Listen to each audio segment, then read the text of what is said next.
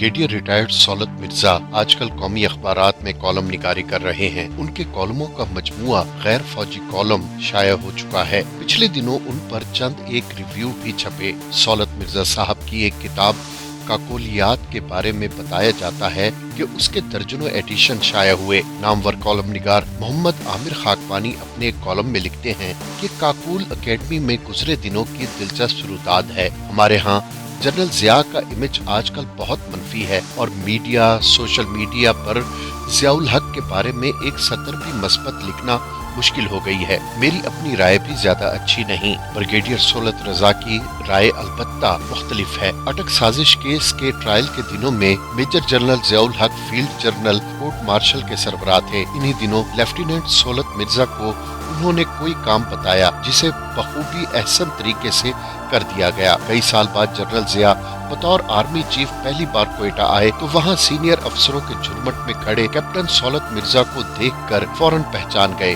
और बड़े तपाक से मिले। सब हैरान थे कि आर्मी चीफ एक इतने जूनियर अफसर को इतनी तवज्जो क्यों दे रहा है। चीफ की इस तवज्जो की वजह से नौजवान अफसर के दफ्तर में कालीन और दीगर सहूलतों का फौरी इजाफा हो गया। सौलत रजा ने जनरल जियाउल हक की सादगी और किसी माकूल मशवरे को बिला हिलो हुज्जत मान लेने के वाकयात बताए। वो कहते हैं ये हकीकत है कि जनरल जियाउल हक मार्शल्लाह हुक्मरान होने के बावजूद काफी हद तक आज़ादी इजहार बर्दाश्त करते थे। अखबारात और कुतुब का मुताला उनकी आदत सानिया था। यूं उनमें एक बा-इखलाक सामे की तमाम खुसूसियात मौजूद थी। उन्होंने अपने दौरे हुकूमत में अस्करी सियासी अबलागी महाज पर मुनफरिद कारनामे अंजाम दिए जिन्हें महज मार्शल्लाह हुकूमत कहकर नजर अंदाज नहीं किया जा सकता। बदकिस्मती से सानह बहावलपुर के बाद जनरल जियाउल हक के गैर सियासी कारनामे पसे पुश चले गए। मियां नवाज शरीफ ने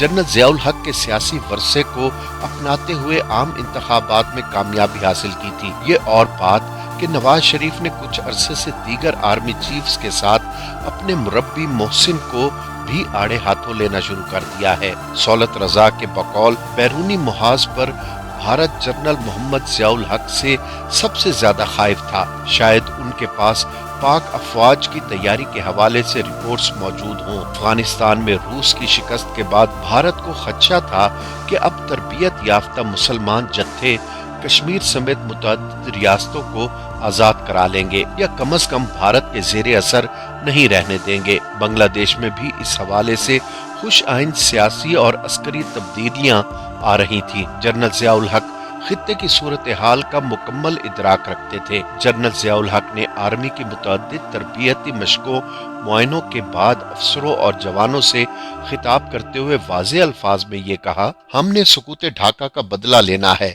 आज नहीं तो कल, कल नहीं तो परसों ये होकर रहेगा। भारत के साथ वही कुछ किया जाएगा जो उसने हमारे साथ मशरिकी पाकिस्तान में किया। सौलत रजा के ख्याल में जियाउल हक की कौमी खिदमात को महज मार्शल्लाई हुक्मरान कहकर नजरअंदाज नहीं किया जा सकता। ताहम उन्होंने एक और दिलचस्प वाक़या सुनाया जो भुट्टो साहब की उफ्ताद तबाह को बताने के साथ जियाउल हक के बारे में भी मनफी तासुर कायम करता है। सौलत रजा उन दिनों कोयटा में कैप्टन थे। वो कहते हैं कि भुट्टो साहब बतौर वजीर आजम कोयटा दौरे पर आए। आर्मी चीफ जियाउल हक और adviser general retired Tikka Khan भी हमराह थे। कोयटा मेस में उनके एजाज में लंच था जिसमें गैरिजन के कुछ और अफसर भी थे।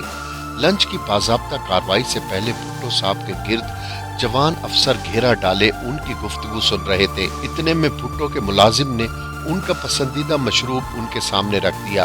किसी ने आवाज लगाई कि आर्मी मेस में ये मशरूब नौशे जहाँ करने पर पाबंदी है। भुट्टो साहब की गरज सुनाई दी, where is Jiya.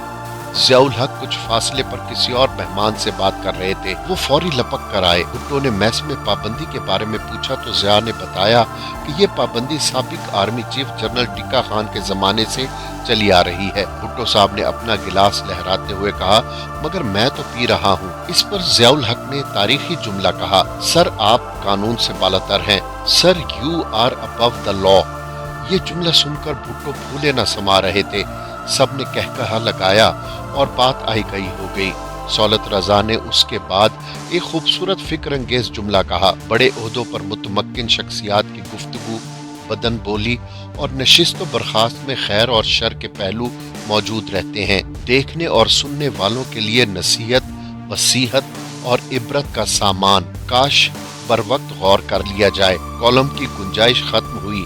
M Q M اور ان کے خلاف کیے جانے والے آپریشن کا ذکر رہ گیا۔